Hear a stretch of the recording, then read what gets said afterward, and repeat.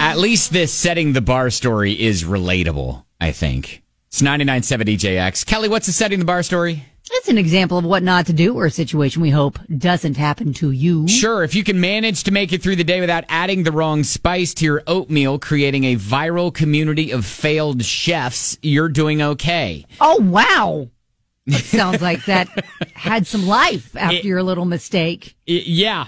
The guy's name is Alex, and he posted this when he realized that he had mixed up the cinnamon and cumin spices. Cinnamon and cumin have too many letters in common to be pretty similar colors and to be in the same cabinet. Related news, if anybody would like my recipe for fajita spiced oatmeal, just let me know. Yeah, so he accidentally, when looking for the spice, because, you know, in the spice rack, if you've got them alphabetized like a lot of people do, cinnamon and cumin are pretty close to one another. They look a lot alike, and their jars are very similar, too. Tastes real different, though. Tastes real different. Yeah, grabbed the wrong thing, threw it in his oatmeal, and then, blah, disgusting. He followed up with that. So after I posted that little bit about my dumb oatmeal mistake, I accidentally created one of the funniest comment sections that I have ever seen. Ask me about my cumin and sugar toast recipe. That would pair nicely with my banana bread with a hint of cumin. Fajita granola, cumin sprinkled tres leches. You can also do it wrong the other way. My fall flavored guacamole didn't go well. Cinnamon hummus. Also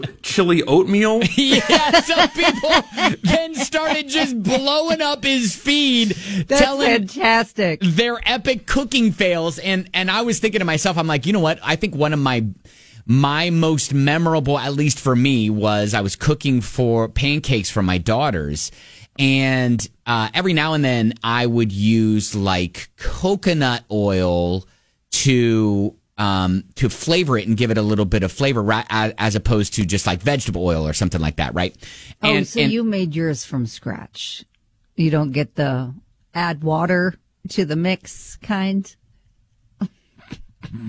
That's the way I make my pancakes. No. There's just a little margin for error. So anyways, I was like, well, you know what? I had already told them, all right, coconut pancakes. And they were like, oh, great. This is great. So I didn't have the coconut oil. So I found like coconut oil that kind of looked like vanilla extract in our cabinet. So I grabbed that.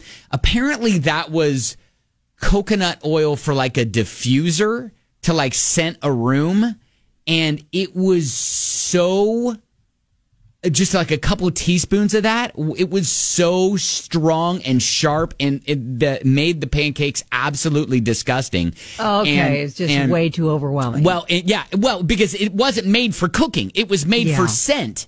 Oh, it was made just to smell. Different. That's what I'm saying. It was just made to smell. It wasn't made for actual cooking. Why was it near the cooking things? It was in a cabinet that it has like a bunch of different, hodgepodge of different stuff in it, and I thought I just found something. I was like, oh, this will work. This will work. Turns out they're not the same.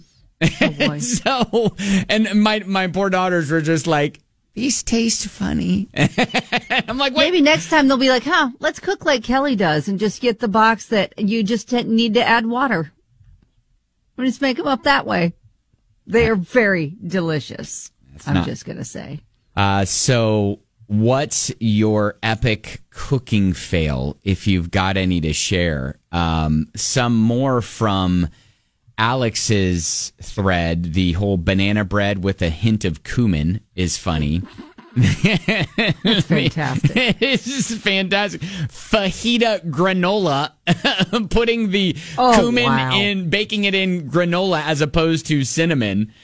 The cumin and sugar toast, where you do cinnamon and sugar toast. Yes, you do some toast, put a little butter on there, and then sprinkle a little cinnamon, little sugar on that, and that's delicious. Cumin, yeah, it's a little bit different. So, anyways, would love to hear yours if you got one. 502-795-1997. We've already got some funny ones coming in.